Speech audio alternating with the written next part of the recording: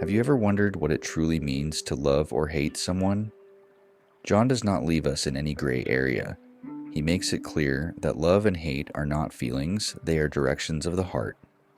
Love is seeking goodness for others. Hate is doing the opposite, even when we try to cloak it in freedom. As Christians, we are called to love, but only when that love aligns with God's truth. Because biblically, hate is not just anger or bitterness. Hate is failing to love rightly. To love someone is to help them move closer to holiness. To hate someone is to lead them away from holiness. 1 John chapter 2 verse 10 says, "Anyone who loves their brother and sister lives in the light, and there's nothing in them to make them stumble." In Ephesians, the word equip in Greek means to mend broken bones. That is discipleship.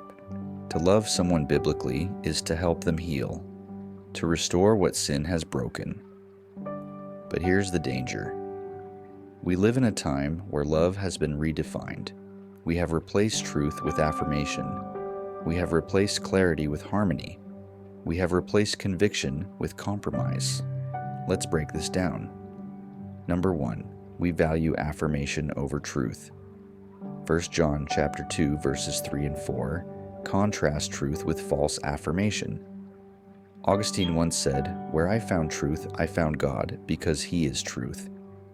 Jesus said in John 14 verse 6, "I am the way, the truth, and the life."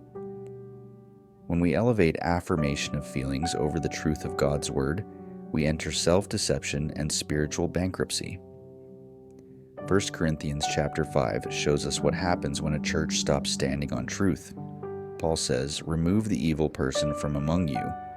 That is not hate. That is love that refuses to let sin destroy someone's soul. Number 2, we value harmony over clarity. 1 John chapter 2 verses 18 and 19 warns us about those who leave the truth for comfort. Yes, peace if possible, but truth at all costs.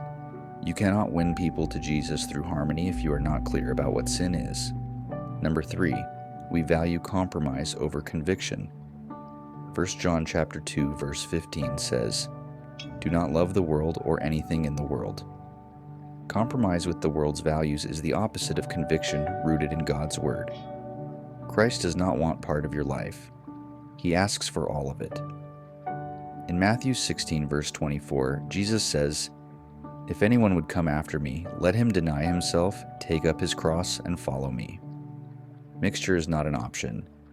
In Luke 18, a rich ruler tried to obey in some areas, but refused in others. Jesus told him to let go of what held his heart. Extra obedience in one area does not make up for disobedience in another.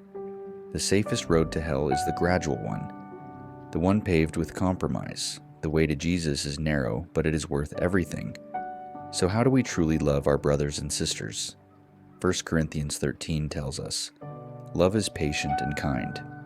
It rejoices in truth, not in wrongdoing. Love always protects, always trusts, always hopes, always perseveres."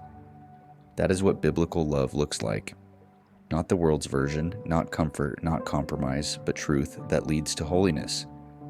Because if love does not lead someone to Jesus, it is not love at all. If you truly love your neighbor, send them this message. Remind them that real love does not stay silent in sin. Real love leads people to the cross.